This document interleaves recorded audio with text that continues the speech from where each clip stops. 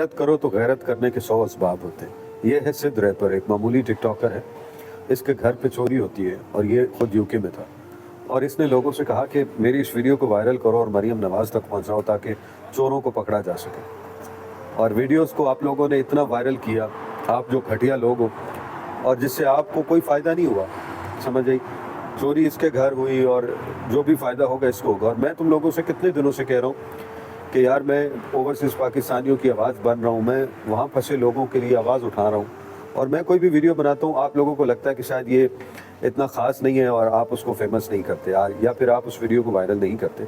اس کی وجہ یہ ہے کہ آپ لوگ صرف بکواسیات کے پیچھے بھاگتے ہو، آپ لوگ اچھائی کے پیچھے نہیں بھاگتے۔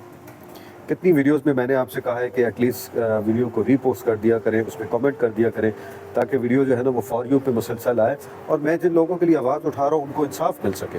لیکن نہیں، آپ لوگوں کو ایسے چول کو سپورٹ کرنا آتا ہے، لیکن مجھ جیسا شخص جو کسی مزدور کے لیے، لیبر کے لیے آواز اٹھا رہا ہے، اس کے لیے آپ نہیں بول سکتے۔ ویسے شیم آن یو یار۔